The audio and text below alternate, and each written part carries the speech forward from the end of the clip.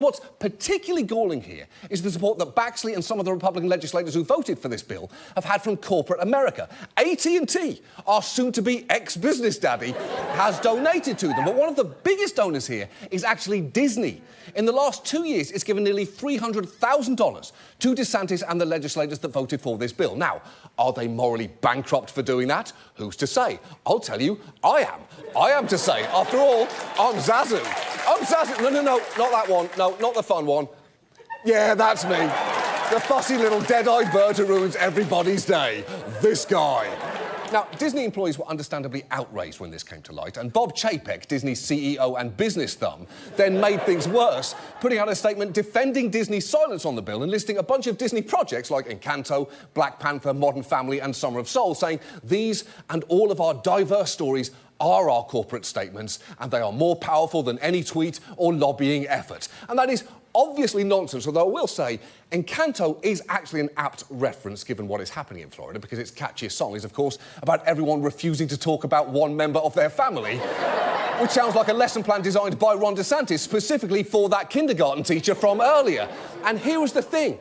Generally, movies can affect how people view the world. But is this really a path that you want to go down, Disney? Because you are the same company that's coded basically every villain in your movies as gay, stereotyped minorities to a breathtaking degree, and had something called a wench auction in place at Disneyland until 2018. So I don't know that you've had a 100% net positive effect here. So Chapek's statement did not go over well, and 2 days later on a shareholder call, he took another swing expressing opposition to the bill and saying this. When we donate money to different political candidates, we have no idea how they're going to vote going forward into the future. That is such bullshit, it is actively insulting. Because that's just not how donating works. When you donate money, you generally know what the recipient is going to do with it. That is why people give to Feeding America and not Feeding America, or maybe take food away from America and put it in a big hole. Who really knows? And Disney should absolutely have had a pretty good idea how Dennis Baxley would vote when they gave him money, given that he's not been shy about sharing his views on a host of topics. He once suggested abortion is causing Europeans to be replaced by immigrants and is paving the way for the end of Western civilization. And as recently as 2020, he joined others in filing bills to repeal protections for LGBTQ workers and legalise gay conversion therapy. And he also once said this.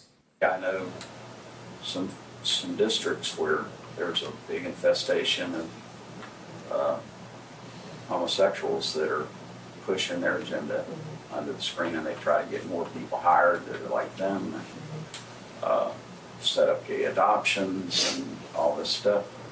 So it's a continual fight for the values that we hold dear.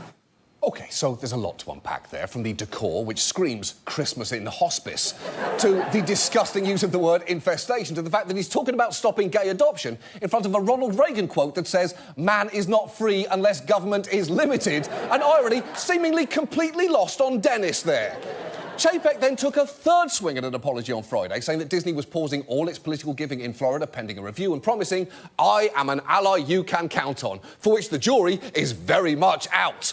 But when this bill passes, as seems inevitable, the harm will have been done. That kindergarten teacher, who is wearing a fucking Mickey Mouse T-shirt in that photo with his partner, will have been betrayed by a company whose work he loves. And for all Chapek's self-congratulation about how Disney movies like Black Panther can instigate change, that change clearly has its limits, given that just this week news broke that the movie's director, Ryan Coogler, had been handcuffed by police while trying to withdraw money from his own bank account. Marginalised creators have made billions of dollars for Disney. Now, should it embarrass them that it took them until this week to realise that they shouldn't take that money and use it to actively undermine those creators' interests? Who's to say? I'll tell you, I am.